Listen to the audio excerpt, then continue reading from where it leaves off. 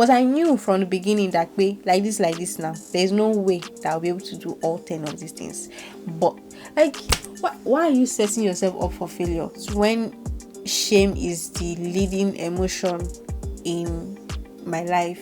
I begin to set myself up, and then I'm pushing my weaknesses forward because those are the things that you can see. So if people do not even like God, that is the definition of perfection. Who are you? Hi guys, welcome to my channel. Welcome back to my channel. If this is your first time, my name is Rosemary. I am the Black Scribbler, and on this channel we talk about self-help, self-development, books. The aim of this channel is to help you become the best version of yourself and to live your best life, because that's what we want to do, right? So if those are topics that interest you, do not forget to subscribe, like, share, leave a comment, and turn on the notification bell so you're notified when I post on Mondays and Thursdays. Now that we have all of that out of the way, let's get into the conversation for today. So the other day I was doing a little bit of self-reflection and I was trying to tackle why I isolate a lot and why I don't want to interact with people and stuff like that.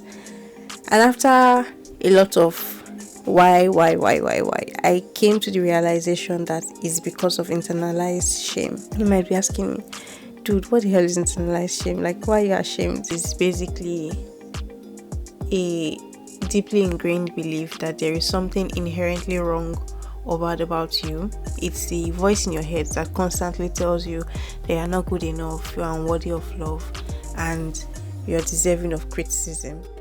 Subconsciously, I am ashamed of who I am because I feel like I am not who I ought to be. Do you get? So we all have an image in our minds of who our ideal self is or who our future self is meant to be.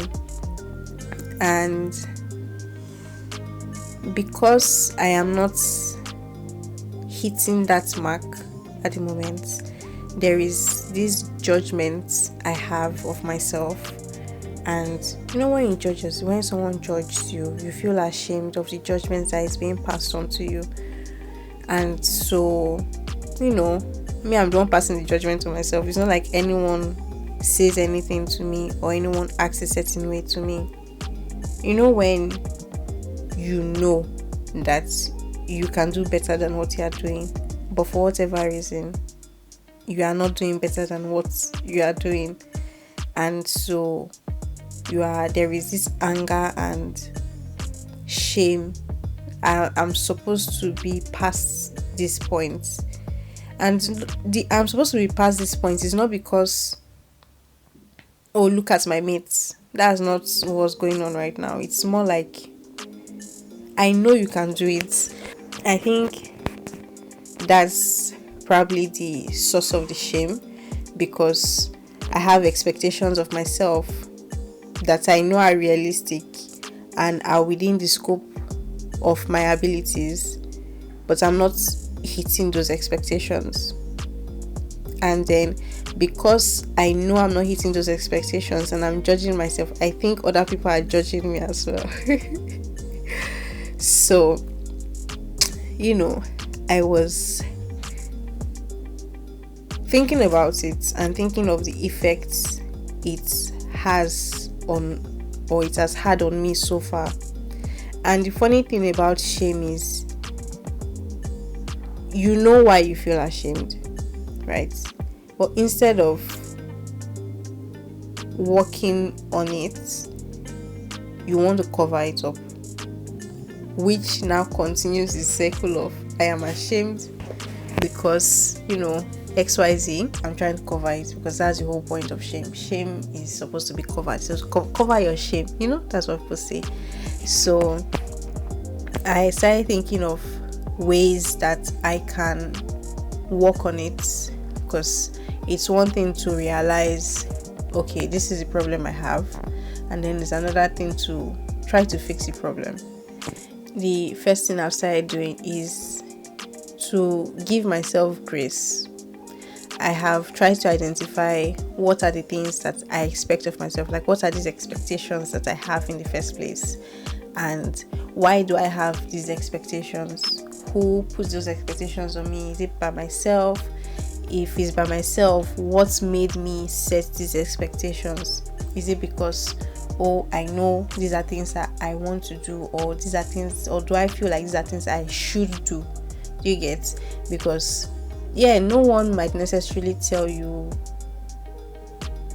this is what we expect of you in life, but based on the family you come from and the people you surround yourself with, it is just expected of you to go in a certain way, right?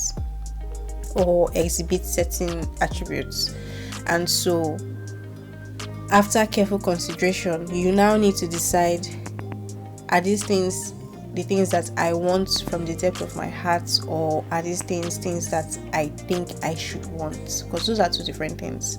Another thing is when we're talking about expectations, I realize as well that when my goals shift, there is a shame associated with it, because I feel like I'm giving up and I feel like I'm running away. But you do not need to be stubborn and stick to something just for the sake of I have done it, and then at the end of the day you are not satisfied with what you have done. You are not happy with where you are, and you knew you were not going to be happy with where you were going, but just to prove a point to, I don't know who you are trying to prove a point to, you go ahead with the whole thing. Something else that I'm working on that I realize is also associated with the feeling of shame is perfection. Fighting the spirit of perfection. It's good to have standards. It's wonderful to expect excellence from yourself, but not to the point where it prevents you from growing. So, because the work is not hitting that mark of perfection, you're ashamed of yourself. It's not fair. You're not being fair to yourself. So I have been trying to tackle the spirit of perfectionism in my life, because nobody's perfect. You're not Jesus Christ. Yeah. And you know what? Speaking of Jesus Christ, even the most perfect perfectionists in this life that has ever existed, the creator of heaven and earth, when he came to earth, some people were still not satisfied with who he is and who he was. Do you get? So if people do not even like God, that is the definition of perfection, who are you? Anyway, that was just a side note. It's something that I'm also trying to work on, that I feel like has been a bit helpful, is setting realistic goals. Usually when I wake up in the morning, my to-do list, if I don't have like 10 things on my list, I'm not satisfied. It feels like I'm not trying to be productive that day. And the funny thing is, out of 10 things I've written on that to-do list, I can only do 4. I know that it's only like 4 we do.